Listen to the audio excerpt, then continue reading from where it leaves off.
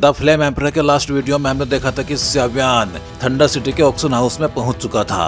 अब देखते हैं कहानी में आगे क्या होता है। उसके मन में सिर्फ एक ही विचार था, इस बार बहुत बड़ी फिश हाथ लगी है। मेड के जाने के बाद सेवियन ने अपनी सोल पावर फैलाने की कोशिश की, लेकिन कुछ ही पल बाद उसने धीरे से सिर हिला दिया। इस ऑक्शन हाउस के अंदर बहुत से पावरफुल ओराज मौजूद हैं। मेरी फेयरलैंड सोल भी यहाँ पूरी स्थिति महसूस नहीं कर पा रही। कुछ टाइम बाद दरवाजा फिर खुला। एक सफेद कपड़े पहना बूढ़ा आदमी धीरे धीरे अंदर आया।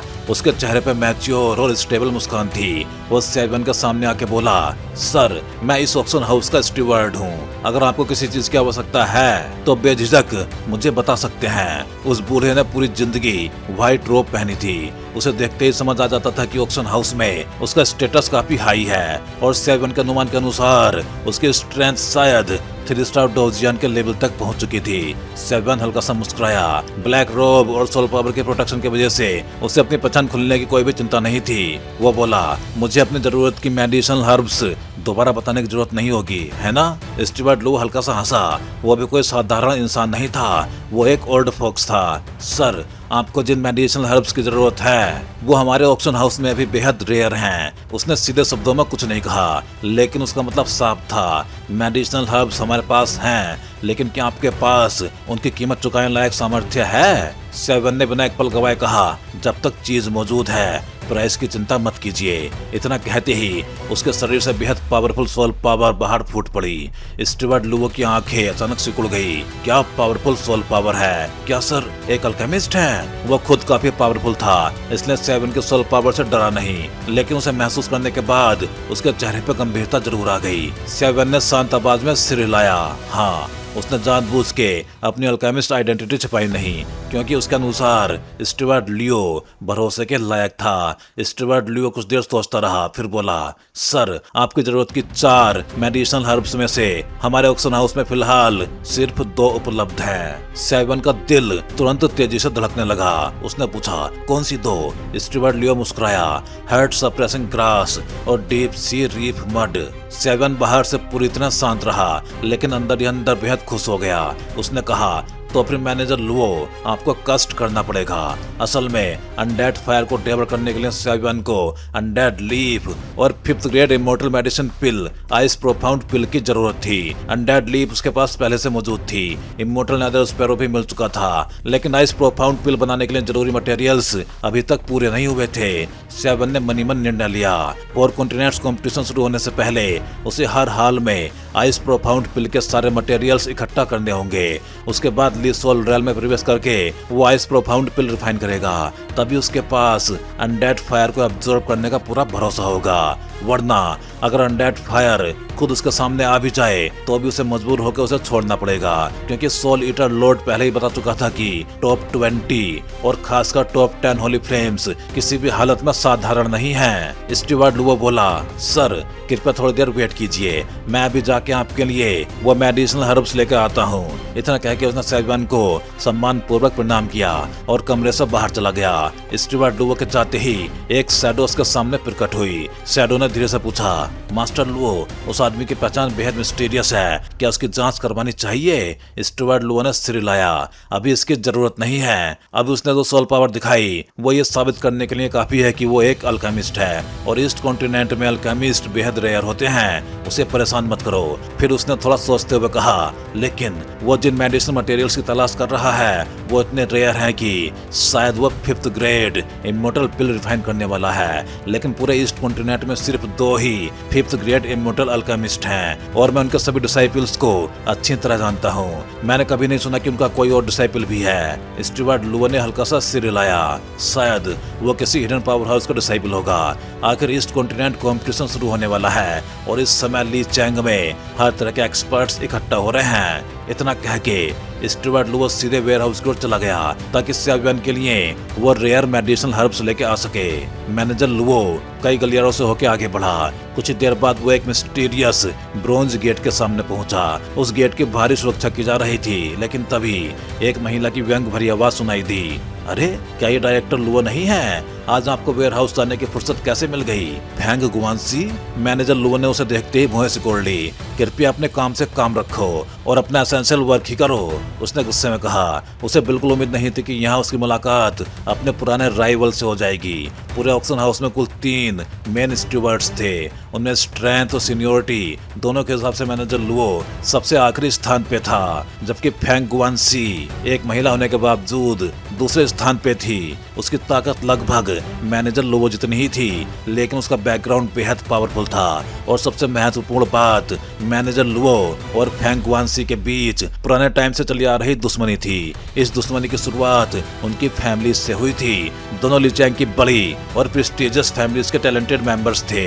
उनकी फैमिलीज हमेशा से एक दूसरे के कॉम्पिटिटर्स रहे थे, और अब जब दोनों एक ही ऑक्शन हाउस में काम कर रहे थे तो उनके बीच खुली और छिपी हुई प्रतिस्पर्धा होना स्वाभाविक था। तभी वेयर हाउस की सुरक्षा कर रहा एक गार्ड आगे आया। उसने सम्मान से कहा, मैनेजर लुओ, मैनेजर फैंग, आप दोनों कृपया बहस मत कीजिए। इस समय ऑक्शन हाउस पे बहुत जिम्मेदारियां हैं। ओनर और चीफ स्टीवर्ड अभी थंडर वैली गए हुए हैं। यहाँ के अधिकांश काम फिलहाल आप दोनों को मिलकर संभालने होंगे। गार्ड भी मजबूर था। ली चैंग और ईस्ट कॉन्टिनेंट कॉम्पिटिशन के आने की वजह से ऑक्शन हाउस का ओनर और चीफ स्टीवर्ड थंडर वैली में किसी महत्वपूर्ण चर्चा के लिए गए हुए थे। इस समय पूरे ऑक्शन हाउस की जिम्मेदारी केवल मैनेजर लुओ और मैनेजर फैंग के हाथ में थी। हालांकि ऑक्शन हाउस की सुरक्षा के लिए कई पावरफुल एक्सपर्ट्स गुप्त रूप से तैनात भी थे। फैंग गोंगसी ने हल्की मुस्कान के साथ कहा, मैनेजर लुओ, आपको तो इस समय ऑक्शन हॉल में गेस्ट की सेवा करनी चाहिए थी, फिर वेयर हाउस में क्या कर रहे हैं? अगर मुझे सही से याद है, चीफ स्टीवर्ड ने साफ कहा था कि वेयर हाउस आपके अधिकार क्षेत्र में नहीं आता। क्या मैनेजर लुओ ये बात भूल गए हैं? उसकी आवाज में साफ चुनौती थी। मैनेजर लुओ भी पीछे हटने वालों में से नहीं था। वो तुरंत बोला, मैनेजर फैंग, हाँ, वेयर हाउस मेरे अधिकार क्षेत्र में नहीं आता, वो तुम्हारे अधिकार में है। लेकिन अगर किसी इमॉर्टल रैंक अल्केमिस्ट का टाइम बर्बाद हो जाए तो उसके परिणाम कितने गंभीर होंगे, ये बात शायद तुम मुझसे बेहतर जानती हो। Immortal rank alchemist? ये सुनते ही फैंग गोंगसी का चेहरा बदल गया।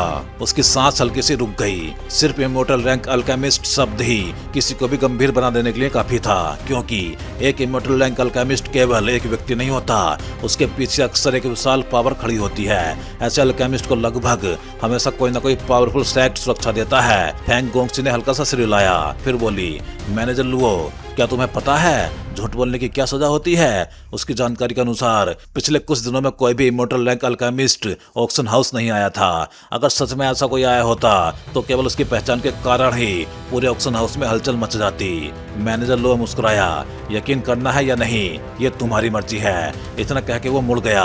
उसने वापस जाने का फैसला कर लिया, क्योंकि इतना टाइम बर्बाद हो चुका था कि अगर वो सेवन के लिए मेडिसिनल मटेरियल्स नहीं ले जा पाया तो उसे जाके उसे शांत करना पड़ेगा। और अगर इस पूरे मामले में फैंग गोंगसी किसी इमॉर्टल रैंक अल्केमिस्ट को नाराज कर देती तो शायद ऑक्शन हाउस की सेकंड स्टीवर्ड वाली पोजीशन फ्यूचर में उसी की हो जाती। फैंग गोंगसी कुछ पल चुप रही, फिर उसने गार्ड से कहा, गेट खोलो और गेस्ट को जिन मेडिसिन मटेरियल्स की जरूरत है वो निकाल के लाओ। गार्ड ने पूछा, मैनेजर, उन्हें कौन कौन से मेडिसिन हर्ब्स चाहिए? मैनेजर लुओ ने बिना कुछ बोले सेवन द्वारा लिखा गया व्हाइट पेपर उसे पकड़ा दिया। जैसे फैंग गोंगसी की नजर उस पेपर पे पड़ी, उसकी आंखें फैल गई। ये कैसे पॉसिबल है? पेपर पे लिखा अधिकांश मेडिसिनल मटेरियल्स 1000 ईयर और 10,000 ईयर लेवल के थे। सिर्फ यही बात साबित करने के लिए काफी थी कि सामने वाला व्यक्ति बहुत हाई लेवल का अल्केमिस्ट हो सकता है। अगले ही पल उसके हाथ में एक स्पेशल एनर्जी स्क्रॉल प्रकट हुआ। वो ब्रोंज वेयर हाउस गेट के सामने पहुंची। उसने एनर्जी स्क्रॉल गेट पे रखा। अचानक एक जोरदार आवाज पूरे एरिया में गूंज उठी। मैनेजर लुओ भी वहीं रुक गया, मेडिसिन मटेरियल्स का इंतजार करने लगा। अगले ही पल फैंग गोंगसी लाइट रे बन के ब्रोंज गेट के भीतर प्रवेश कर गई और गेट फिर से शांत हो गया। कुछ टाइम बाद ब्रोंज गेट फिर खुला। फैंग गोंगसी वापस बाहर आई। इस बार उसके हाथ में एक सुंदर राउंड ट्रे थी। उस ट्रे में वही 2 मेडिसिन मटेरियल्स रखे थे जिनकी सेवन को आवश्यकता थी। मैनेजर लुओ ने बिना समय गवाए ट्रे उठा ली। अब और देर नहीं करनी चाहिए। वो तुरंत सेवन के कमरे की ओर तेजी से चल पड़ा। आज पहले ही बहुत टाइम बर्बाद हो चुका था। अब उसके पास फेंग गोंगसी के साथ पुरानी दुश्मनी याद करने का टाइम नहीं था। अगर सियाव्यान उनके ऑक्शन हाउस के बारे में कोई बुरा इंप्रेशन लेके चला गया तो ये पूरे ऑक्शन हाउस के लिए बहुत बड़ा नुकसान होता। आखिर हाई लेवल अल्केमिस्ट द्वारा बनाई गई मेडिसिन पिल्स की कीमत लगाना लगभग इम्पॉसिबल था। उधर वेयर हाउस से बाहर निकलने के बाद एक ब्लैक क्लोथ्स पहनी पतली महिला फेंग गोंगसी के सामने आके झुकी। मैनेजर, ऑक्शन हाउस के मेन गेट पे थोड़ी देर पहले एक ब्लैक रोब्ड आदमी आया था। गार्ड्स उसकी पहचान जानने के लिए उसे रोकना चाहते थे, लेकिन तभी उसकी बॉडी से बेहद पावरफुल सोल पावर निकली जिसने सभी गार्ड्स को पीछे ढकेल दिया। हमारे एक्सपर्ट्स के अनुसार उसकी सोल स्ट्रेंथ फेयरलैंड लेवल तक पहुंच चुकी है। फेंग गोंगसी धीरे से बोली, इमोर्टल रैंक अल्केमिस्ट, अगर वो ली चैंग का होता तो मुझे पहले से पता होता। इस बार ईस्ट कॉन्टिनेंट कॉम्पिटिशन का रजिस्ट्रेशन में 10,000 से भी ज्यादा लोगों ने भाग लिया है, लेकिन उनमें सिर्फ लगभग 100 अल्केमिस्ट हैं और इमोर्टल रैंक अल्केमिस्ट 10 से भी कम। लगता है ऑक्शन हाउस में मेडिसिन हर्ब्स खरीदने वाला ये आदमी किसी बहुत बड़े बैकग्राउंड से आता है। ब्लैक क्लॉथिंग महिला ने आश्चर्य से पूछा, मैनेजर आप ऐसा क्यों कह रही हैं? फेंग गोंगसी बोली, उसने जो मेडिसिन मटेरियल्स लिखे हैं उनका संबंध फ्लेम से है, और अगर मेरा अनुमान सही है तो हार्ट सप्रेसिंग ग्रास और 10,000 ईयर लेवल की वो मेडिसिन मटेरियल्स दोनों में फ्लेम पावर को दबाने की बेहद पावरफुल क्षमता होती है। ब्लैक क्लॉथिंग महिला की आंखें फैल गई। तो क्या वो इन चीजों को किसी वर्ल्ड वंडर के लिए खरीद रहा है, जैसे फायर स्पिरिट या फिर होली फ्लेम? होली फ्लेम, ये दो शब्द सुनते ही फेंग गोंगसी की आंखों में भी चमक आ गई। वो और मैनेजर लुओ दोनों ही 3 स्टार डोवजन पीक एक्सपर्ट्स थे। पूरे ली चैंग में उनका नाम सबसे पावरफुल लोगों में गिना जाता था, लेकिन होली फ्लेम और फायर स्पिरिट का नाम सुन के उनके दिल भी तेजी से धड़क उठते, क्योंकि वो किसी से बेहतर जानते थे कि अगर किसी डोवजन लेवल एक्सपर्ट को होली फ्लेम या फायर स्पिरिट मिल जाए तो उसकी स्ट्रेंथ कई गुना बढ़ सकती है। कुछ देर बाद फेंग गोंगसी ने हल्का सा सिर हिलाया, जाओ अपना काम करो और उस इमोर्टल रैंक अल्केमिस्ट के बारे में जो कुछ भी देखा या सुना उसे यहीं भूल जाओ। इतना कह के वो भी धीरे धीरे उस अंधेरी गली में गायब हो गई। इतनी देर क्यों लग रही है? सियाव्यान कमरे में चुपचाप बैठा हुआ था। वो अब तक 3 कप टी पी चुका था। 1 घंटे से भी ज्यादा टाइम बीत चुका था, लेकिन अभी तक कोई भी वापस नहीं आया था। क्या मैनेजर लुओ ने उसे धोखा दिया था? लेकिन ऐसा नहीं होना चाहिए। आखिर मैनेजर लुओ भी ऑक्शन हाउस का एक महत्वपूर्ण व्यक्ति था। अगर उसने सियाव्यान को धोखा दिया तो ली चैंग के अनगिनत एक्सपर्ट्स उसका मजाक उड़ाएंगे। तभी पास खड़ी मेड धीरे से मुस्कुराई, सर कृपया धीर मत होइए। उस समय सियाव्यान लकड़ी की मेज के सामने शांत बैठा था, लेकिन उसके हाथ में पकड़े टी कप पे उसकी पकड़ अनजाने में थोड़ी मजबूत हो गई थी। मेड ने ये बात तुरंत नोटिस कर ली। सियाव्यान ने ठंडी आवाज में कहा, ली चैंग का नंबर 1 ऑक्शन हाउस सच कहूँ तो काफी निराशाजनक है। उसने हल्की सी ठंडी फुंकार भरी। आखिर सिर्फ वेयर हाउस से मेडिसिन मटेरियल्स लाने में इतना टाइम लगना पॉसिबल नहीं था। इतना इंतजार करते करते सियाव्यान भी अब अधीर होने लगा था। मेड मुस्कुराते हुए बोली, सर आप जैसे स्पेशल गेस्ट की सर्विस में स्वाभाविक रूप से थोड़ा अधिक समय लगता है। आखिर आपको जिन मेडिसिनल मटेरियल्स की आवश्यकता है वो बेहद प्रीशियस है। उनकी मेडिसिनल पावर सुरक्षित रखने के लिए उन्हें बहुत सावधानी से बाहर निकाला जाता है। इतना कहते हुए वो लगातार सियाव्यान से बातें करती रही। उसका उद्देश्य सिर्फ सियाव्यान की बेचैनी कम करना था, लेकिन बात करते करते उसका नाजुक शरीर धीरे धीरे सियाव्यान के और करीब आने लगा। ये जानबूझकर था या अनजाने में ये कहना मुश्किल था। सियाव्यान ने हल्की सी खांसी की, फिर उसने बहुत हल्की सोल पावर छोड़ी। उस सोल पावर ने धीरे से मेड को कुछ कदम पीछे ढकेल दिया। मेड ने यह महसूस किया। उसने हल्की सी निराशा के साथ सिर हिला दिया। उसकी फाइटिंग ची बहुत कमजोर थी। अगर उन्हें किसी पावरफुल एक्सपर्ट का साथ मिल जाए तो चाहे उन्हें उनकी नौकरानी बन के या पशु की तरह ही क्यों न रहना पड़े, वो ऑक्शन हाउस में गेस्ट की सेवा करने से कहीं बेहतर था। कम से कम उनकी मासूमियत किसी अमीर और बिगड़े हुए यंग मास्टर्स के हाथों यूं ही बर्बाद नहीं होती। और अगर उनके साथ कुछ हो भी जाए तो ऑक्शन हाउस उनके लिए किसी पावरफुल फोर्स से दुश्मनी मोल नहीं लेता। इसी बीच दरवाजा अचानक खुला। सर आपको काफी देर इंतजार करना पड़ा। मैनेजर लो तेजी से अंदर आया। सियाव्यान तुरंत खड़ा हो गया।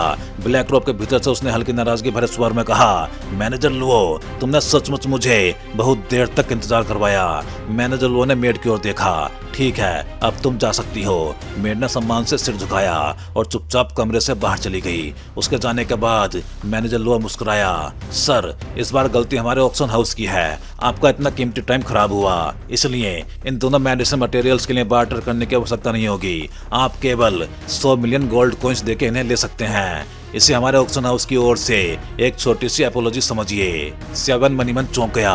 बार्टर नहीं, सिर्फ गोल्ड कॉइंस। ये आदमी सचमुच काफी उदार है। 100 मिलियन गोल्ड कॉइंस उसके लिए कोई इम्पॉसिबल रकम नहीं थी, लेकिन स्याबियान अच्छी तरह जानता था कि अगर वो इन दोनों मेडिसिनल मटेरियल्स को सामान्य तरीके से खरीदना चाहता तो उसे कई रेयर ट्रेजर्स देने पड़ते, क्योंकि इन दोनों मेडिसिनल मटेरियल्स की कीमत गोल्ड कॉइन से नहीं आंकी जा सकती थी।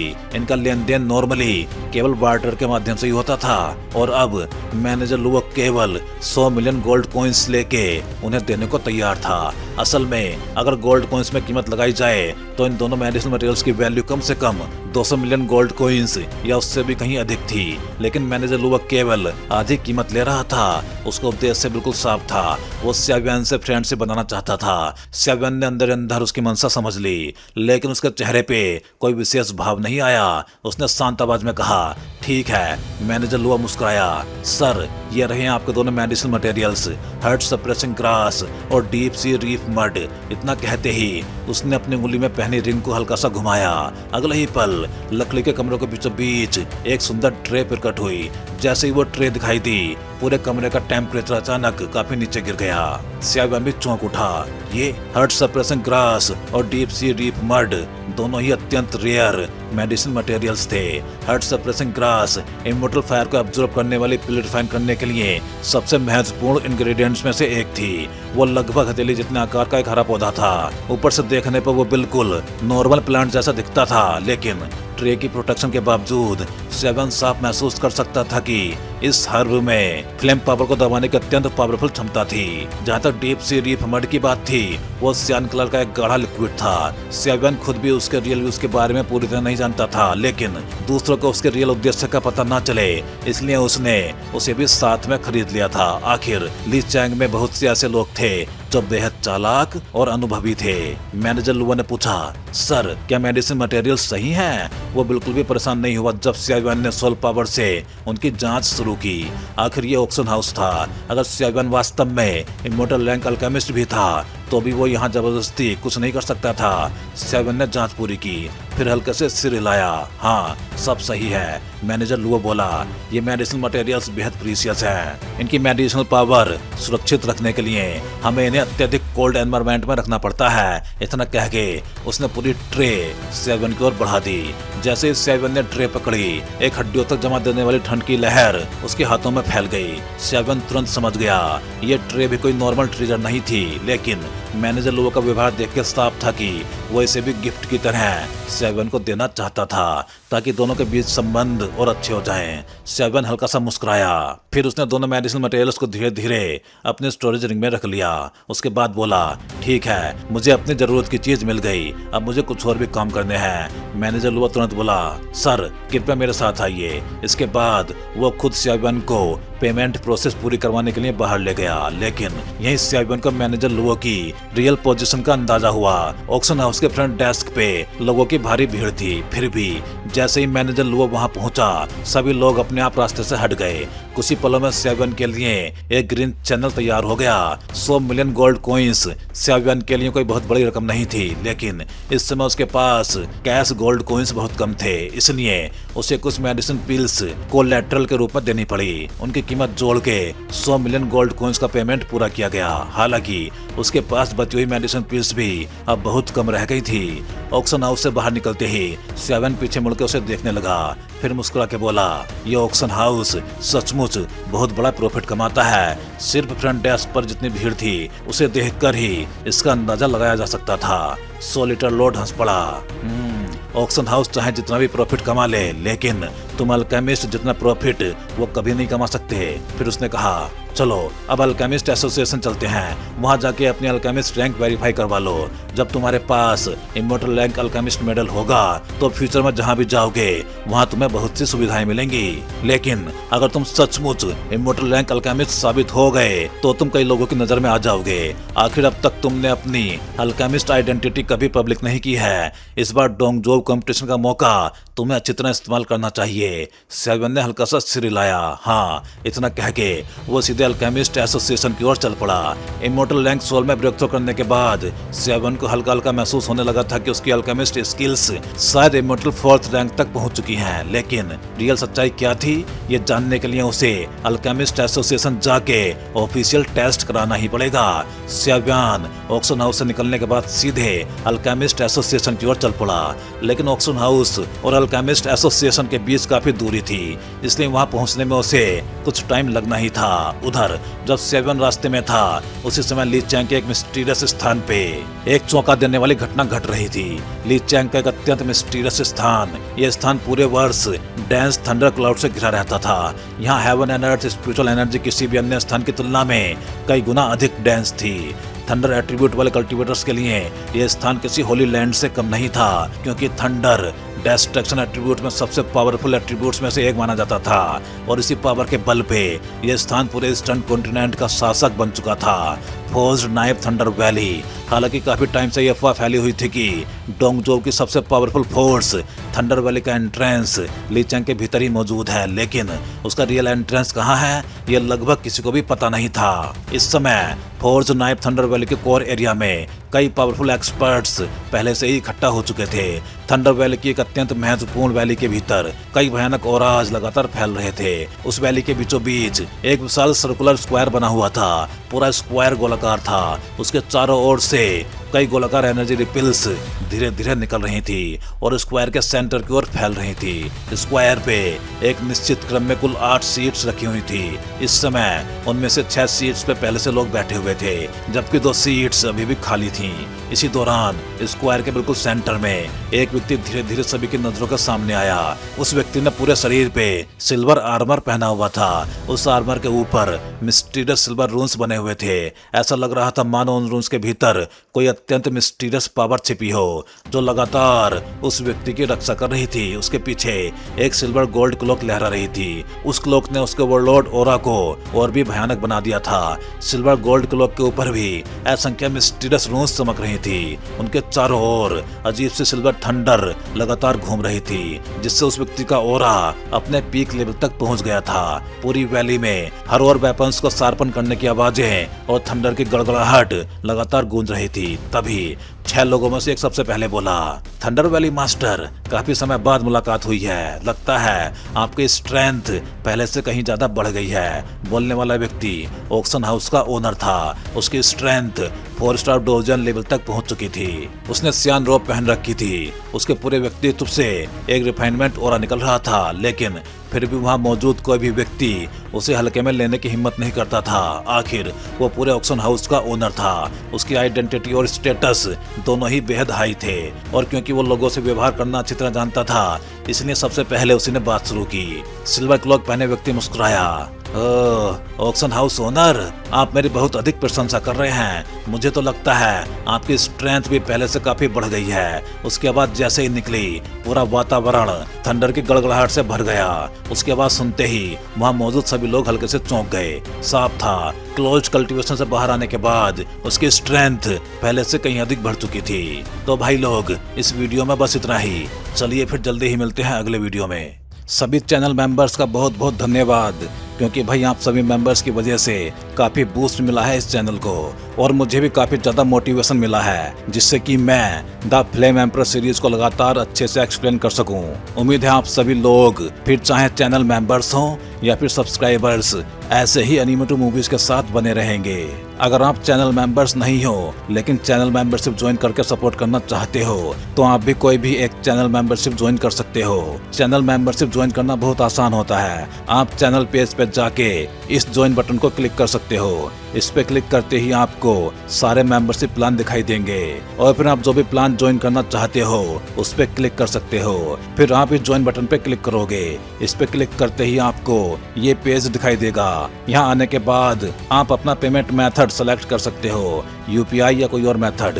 फिर आप जैसे ही इस बाई बटन पे क्लिक करोगे, आपको एक क्यूआर कोड दिखाई देगा। ये क्यूआर कोड जिसको स्कैन करके आप अपना पेमेंट प्रोसेस कंप्लीट कर सकते हो, और बस अब आप भी बन जाओगे इस चैनल के एक मेंबर, और अब आपको अभी अपने प्लान के हिसाब से अर्ली वीडियो एक्सेस मिलना स्टार्ट हो जाएगा। तो भाई लोग, एक बार फिर से आप सभी मेंबर्स का दिल से धन्यवाद।